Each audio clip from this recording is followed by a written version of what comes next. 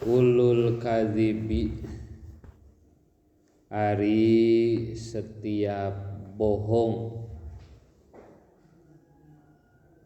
yuktabu eta bakal dituliskeun ieu kulun alabni adama ka anak incu Adam illa salasan kecuali tilu rupi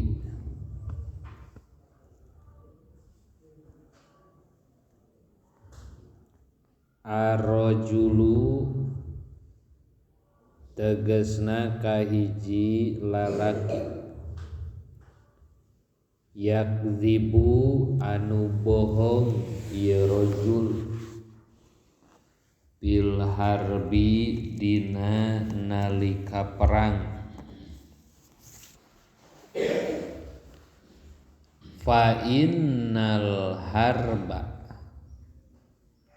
mangka sanyana perang khid'atun eta tipuan warojulu sareng kadua lalaki yakdzibu nu bohong ieu rojul alal mar'ati ka istri payurdi tuluy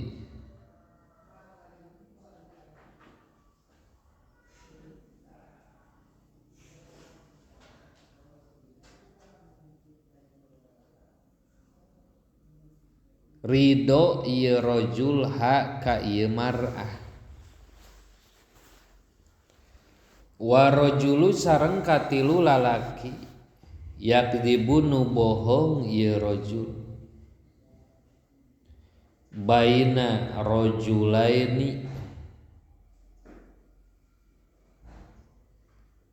di antara dua lalaki liusliha supaya ngadameikeun ieu rojul bainahuma di antara ieu rojulain ari ngabohong teh tisapalihna dosa gede tapi aya nu dimeunangkeun ngabohong gitu bohong tapi teu dosa gitu. Aya tilu rupa mana wae ongkoh bohong tapi teu dosa nu kahiji ngabohong nalika keur perang meunang eta mah naon sababna fa innal harba khid'atun sabab ari perang mah tipu daya ngaranna oge tipuan gitu meunang tah nu kadua ngabohong nu dimeunangkeun teh lalaki ngabohong ka pamajikanana tapi keur nyieun supaya istrina jadi ridho gitu.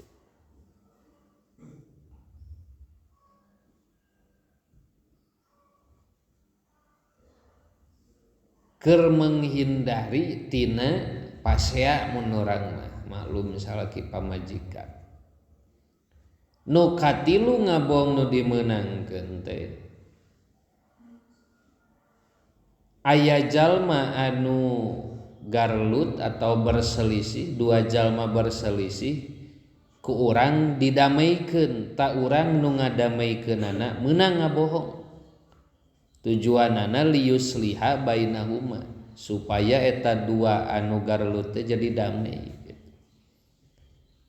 Nah eta ngabohong anu teu dosa Rawa ngariwayatkeun nu kadisa Ibnu Sinni Imam Ibnu Sinni. Kullu binain ari saban-saban bangunan wabalun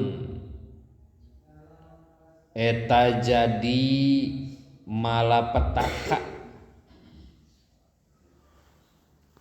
ala sohibihi pikeun nu ngabogaan ieu bina yaumal kiamati dina poe kiamah illa masjidan kecuali masjid. Setiap nu dicicingan ku urang eta teh bakal jadi hisaban keur urang. Teu wungkul harta, teu wungkul ilmu. Tempat cicing urang oge bakal ngahisab kecuali masjid. Masjid mah moal dihisab. Rawa ngariwayatkeun nu kana hadis Al Baihaqi Imam Baihaqi. Kullu dzanbin ari saban-saban dosa asa eta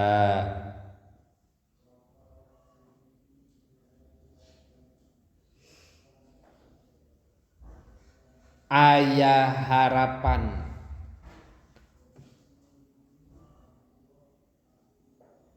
sa Allahu Gusti Allah ayaghfiro kana yen ngahapunten Allah hu kana dzanbun ilaman kecuali jalmi mata nu pupus ieu man musyrikan bari kayaan musyrik naudzubillah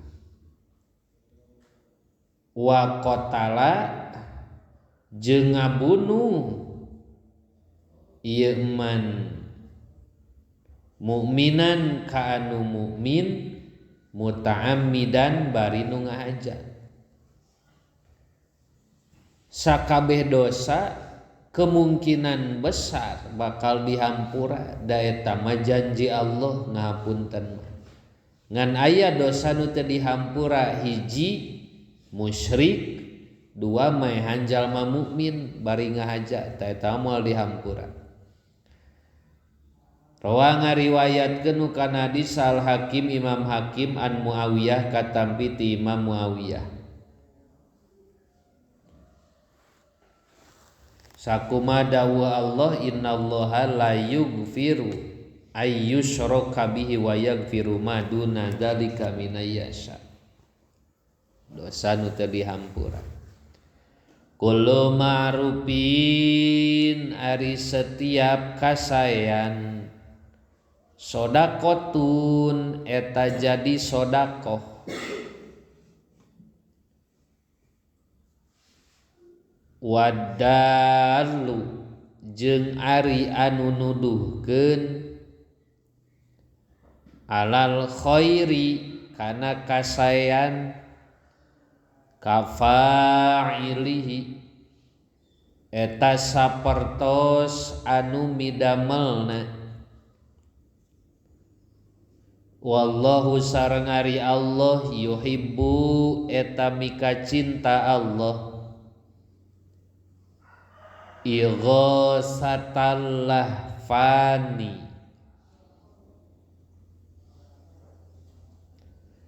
kajalma nu nulungan ka anu menta tulung. Igo satallah fani kajalma nunulungan ka anu menta tulung. Ayat 3 poin nu kahiji setiap kaalusan sodakoh umumnya teu wungkul duit sodakoh teh. Urang mere kaalusan ka batur eta teh sodakoh. Naon wae bentukna kaalusan mah boh ngabantosan ku tanaga, ngabantosan ku emutan atanapi ngabantos ku harta eta kagolongkeun sodaqah. Poin kadua nu aya dina ieu hadis. Wajalu alal khairi kapaili jalma nu mere nyaho ka batur kana alus eta saperti anu midamelna. Urang ieu ngajak atawa nuduhkeun hayu atuh urang salat duha. Batur migawe kana salat duha akibat tina piwarangan urang, maka urang nu miwarang kenging pahala sapertos anu midamel salat duha eta. Nu katilu wallahu yuhibbu igosatalah pani Allah mikaresep ka jalma anu sok tutulung ka anu menta tulung. Mantak menta tulung ge batur keur butuheun ku urang ditedunan. Jadi ieu tilu rupa perkara teh mangrupakeun sedekah tapi lain materi kitu. Lain materi sedekah. Ku nuduhkeun kana alus jadi sedekah eta oge. Ku nulungan ka batur oge jadi sedekah. Rawa ngariwayatkeun kana hadis saha al-Baihaqi Imam Baihaqi ani Ibnu Abbas katampi Ibnu Abbas. Kulum ni Adama ari setiap anak incu Adam yakulu eta bakal ngadahar hu ka Ibnu Adam naon aturabu taneuh illa ajbad dzanabi kecuali pangkal tulang tonggong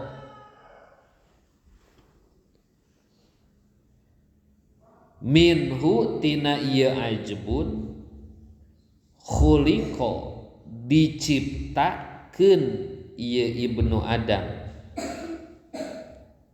wa minhu jeung tina ieu ajbun yurakkabu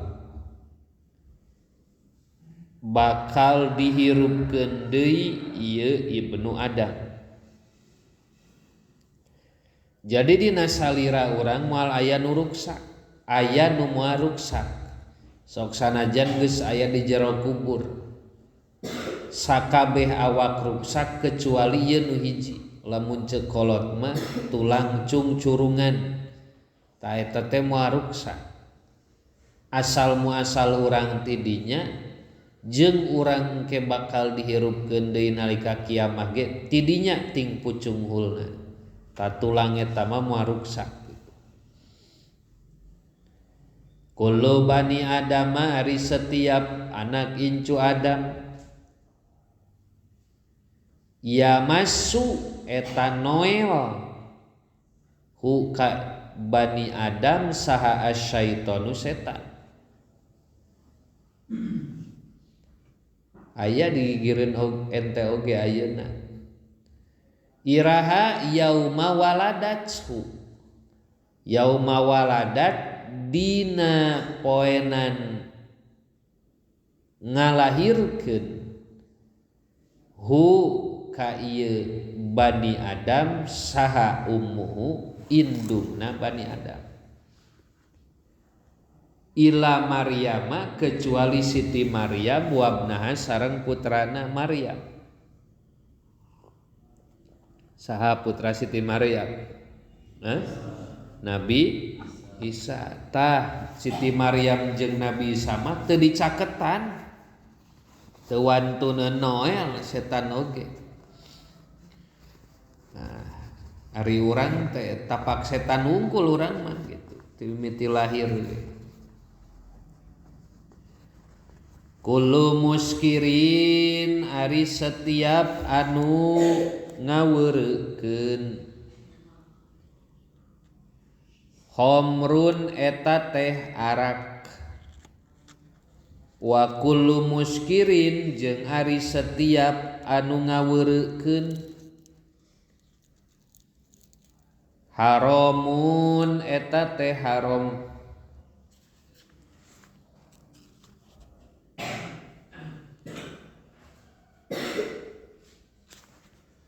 wa inna 'alallahi jeung sayaktosna ka Allah la ahdan yakin aya janji liman pikeun jalma syariba nu nginum ieu man al muskirati kana pirang-pirang nu ngaweureukkeun aoyaskiyahu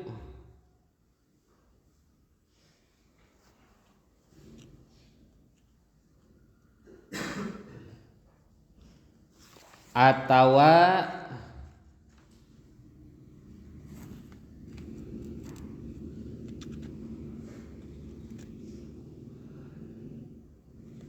mere ngaleueut Allah hu ka ieu man syariba min tinatil khobali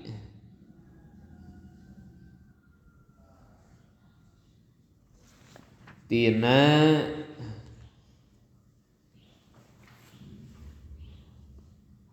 kesangna ahli neraka ae aroki ahli nari tegesna kesangna ahli neraka. Kita balukar jalma tukang nginum atawa ngadahar khomer setiap perkara nu ngamabokeun. Kul pek dahar anjeun washrab jeung nginum anjeun walbas jeung make anjeun watasoddaqo jeung sodakoh anjeun fi ghairi israfin bari henteu leuleuwieun ceut wala makhilatin jeung teu sombong rek ngaleueut rek tuang rek anggoan teu kenging leuleuwieun awon. Rawa ngariwayatkeun ka disal Imam Ahmad kullu musawwirin ari setiap nu nyieun patung binari eta aya di neraka. Ada nyieun patung nyieun berhala yuj'alu dijadikeun lahu pikeun ieu musawwir bikulli suratin kalawan setiap gambaran atawa patung sawwaro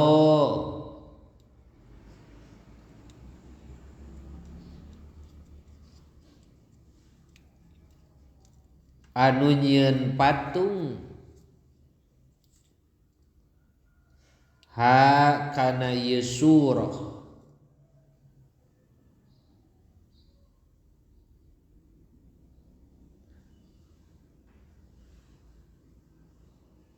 naon nafsukun awak-awakan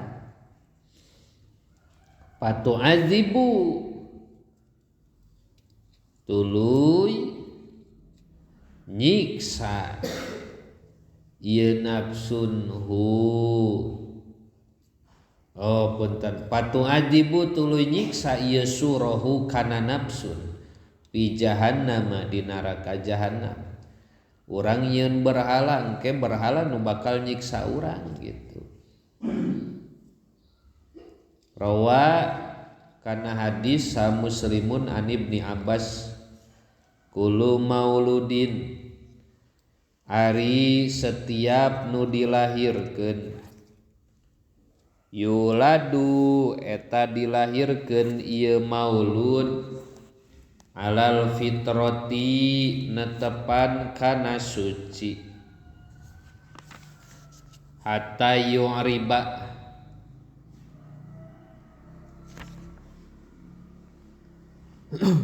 nepi ka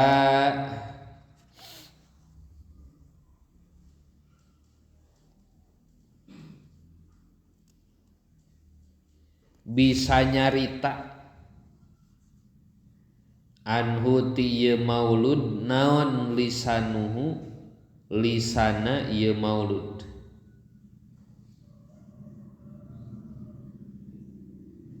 Paabawahu mangka ari indung bapa ieu maulud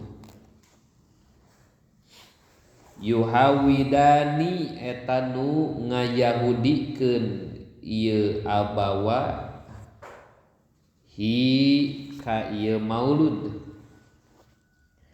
au yunasironi atawa nganasronikeun ieu abawa hi ka ieu maulud au yumajisani atawa ngamajusikeun ieu abawa hi ka maulud. Sekalipun terlahir tina rahim istri anu kafir tetap orok nama fitrah suci. Bade kaluar ti muslimah, bade kaluar ti kafiroh, tetap ngaran budak nu lahir mah yuladu alal fitrah suci sadayana.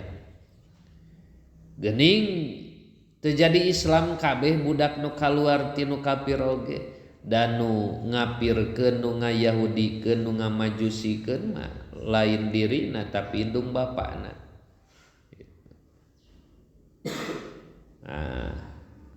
Yahudi, Nasrani, au yumajisani ai majusi mah tukang nyembah seuneu, agama tukang nyembah seuneu ngaranna majusi. Kalimatul faroji ari pirang-pirang kalimah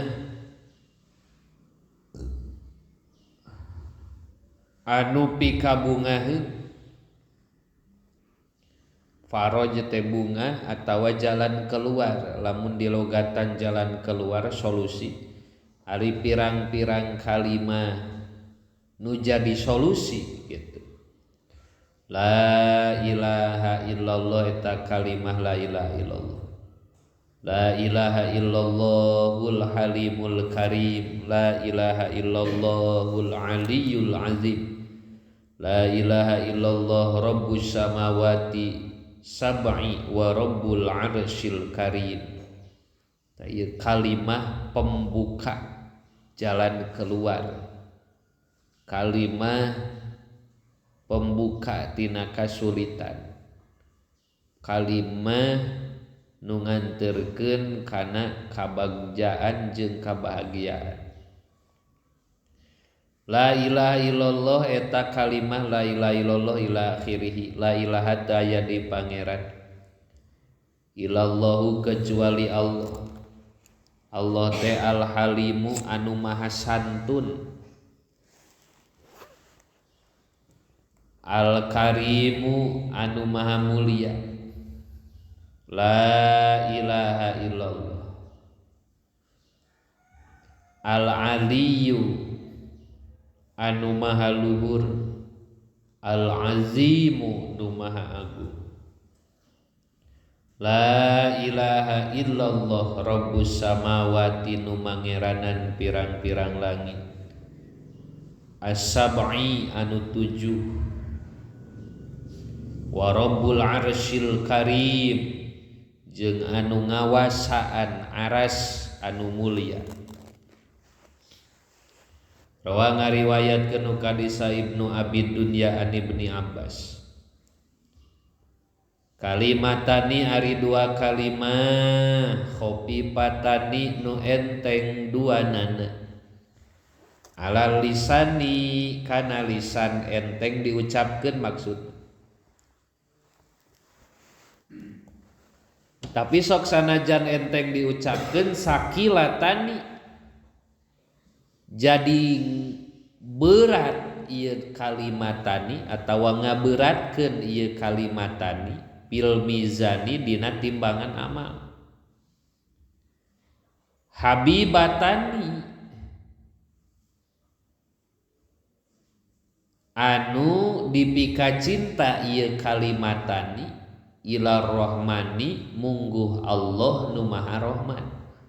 dua kalimah enteng diucapkeun tapi ngaberatkeun kana timbangan amal jeung dipika cinta ku Allah.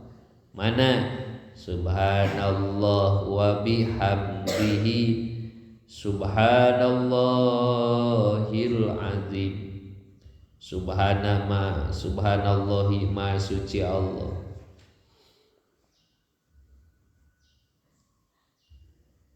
Wa bihamdihi jeung kalawan muji ka Allah.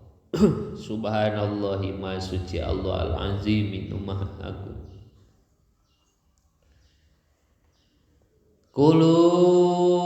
Kudu ngadahar aranjeun kabeh atamro kana korma ala riki barina dicapek.